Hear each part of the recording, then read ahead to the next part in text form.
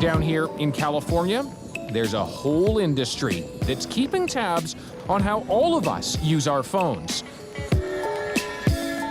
so they can try to make us use them more. Ramsey Brown knows all about it. He does it for a living. Now, what is it you do here at Dopamine Labs? Yeah, so we use AI and neuroscience to help apps become more engaging and persuasive. In other words, more addictive.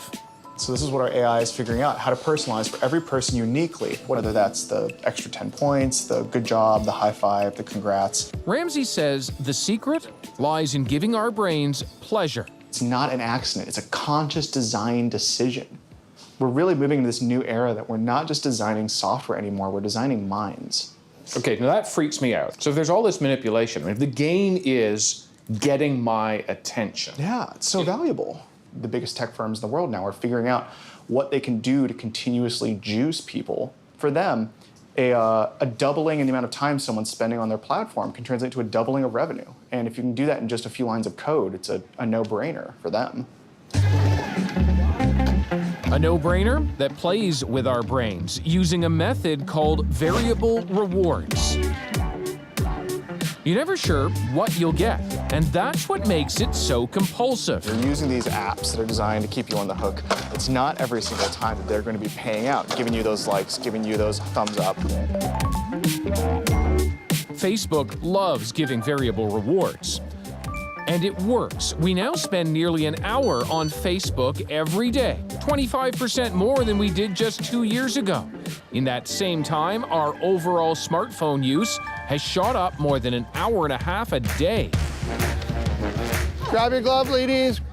Take a look at Mark, the dad we're tracking. He's a softball coach and a sports junkie who likes his fix. I get an alert, somebody's been traded, I gotta go check, I look, I read 3 or 4 other stories. It kind of lures you in. Before you know it, hours have passed. Tanya confesses something else, too. If I'm watching a TV show, I might be on my phone, just scrolling, and by the time the TV show's done, I have no idea what the show is about. She's talking about Facebook and a phenomenon known as the infinite scroll. It traps you in an endless stream of content, of shares, likes, thumbs up.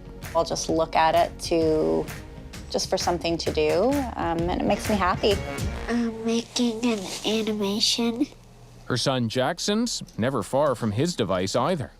Wake up, eat breakfast, Samsung, go to school. He's been wired up for half his life, and he's only 8. And then after school?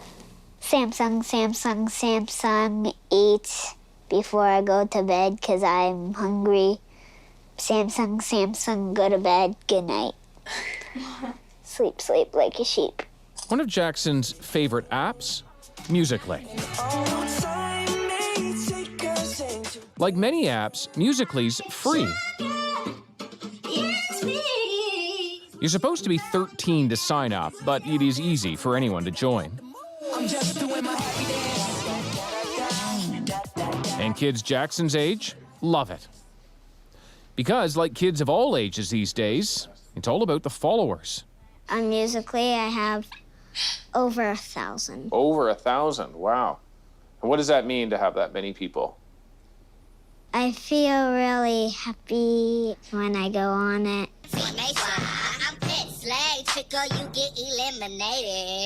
And you want to be followed by more people. Yeah. Think about it.